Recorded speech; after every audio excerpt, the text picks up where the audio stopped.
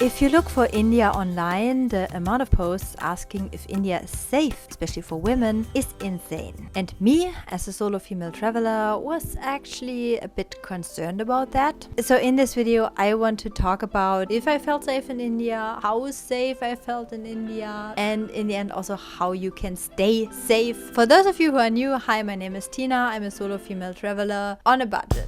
This is going to be a chaotic vlog. I'm currently at Sharjah Airport in the United Arab Emirates. And now we're moving on and we're going to our next destination. I'm tired. It's in the middle of the night, by the way. Several hours later, finally on the plane. I'm in New Delhi, I think. It's a short flight and they don't let you sleep. Number one tip is always do your research. I'm doing my research for my YouTube videos and then I go there and I kind of feel okay because I already have seen so many videos and blog posts and whatnot about this particular place. If I go there and I haven't done any research at all, it can happen that there are going to be a lot of negative surprises. I just arrived at my place. Here are cows on the streets. There's a cow walking behind me. I think today I'm going to get some sleep. And then here, this is my place where I'm staying, but I'm not going to do a room tour or anything. Investigate your accommodation thoroughly. If using couchsurfing, ensure your host has good reviews and a reliable profile. My host. Welcome to India. How are you feeling here? Also for hotels, you can look at the reviews, talk to the hotel staff, see how responsive they are, and also make sure that they can speak English. Choose the right location, that's very important. Currently on my way to a hotel that's very close to the airport because tomorrow morning I would have to get up early and get there. I'm staying today in this hotel. I stayed one night in a hotel in Agra. Hotels here are not so high quality. Like the one I'm in here right now is probably one of the better ones, and still they just had problems with electricity and Wi-Fi, so we just had no electricity for maybe 20 minutes, which is not cool literally, it's not cool in June in New Delhi.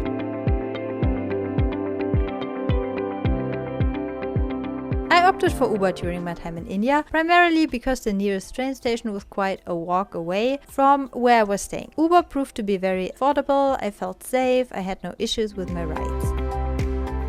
I cannot tell you how it would be to use the train or metro. From what I heard, using the public transport in New Delhi is quite easy and better than most people think it is. Tuk-tuks and rickshaws, think you should be careful because if you're a tourist, they might be trying to scam you. Anyway, so we left the temple and we hopped on the first tuk-tuk. A good way to get around here. Men, so that's a topic for solo female travelers. Oh, by the way, my taxi driver was cute, like he was really nice, and he had like a screen in front of him where he could watch YouTube videos, and then we got talking. I ended up telling him about my YouTube channel and we were watching my videos in his car just right now. I mentioned in my other two videos that I did not feel unsafe in India at all. Welcome to India. How are you feeling here?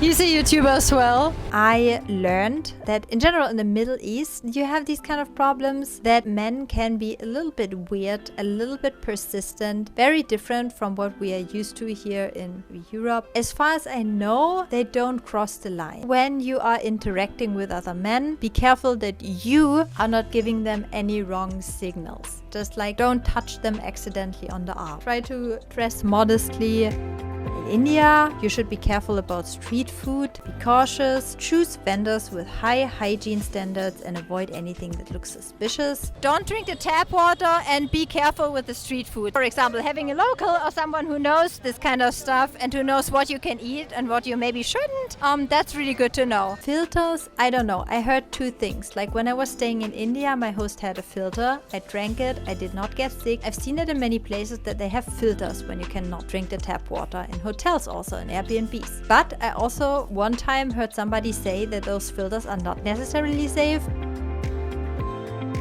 be careful with what kind of luggage you take with you when you go out. Have maybe a second phone, like a phone that can be taken in case your phone gets stolen. Spend a little bit more money on accommodation so that you have like a hotel or hostel you can trust that can provide you with the necessary facilities, like maybe lockers. And then also always like check your luggage, make sure they cannot be opened easily. Also, like in case somebody steals your card, have a second card in case you lose it, or in case someone steals it. You should know how to lock your card.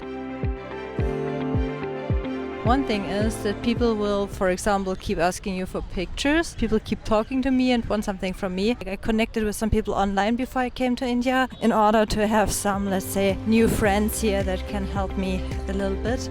I just found my friend, Sunny. Hi guys, how are you all? Maybe he can show us some cool places to eat later. That would be amazing. For sure.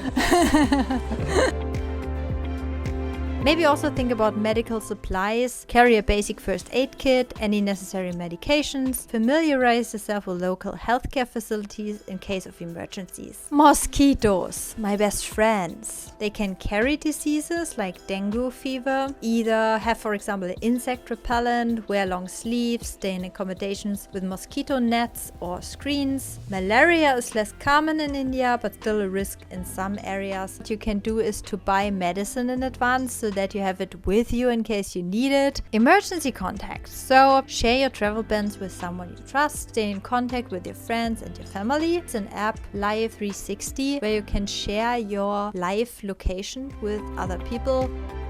It's for every country, it's the same thing basically, and it's not so different for India. India is really not that unsafe. Again, if you travel outside of New Delhi, if you travel to more remote places, I would recommend you to get a guide.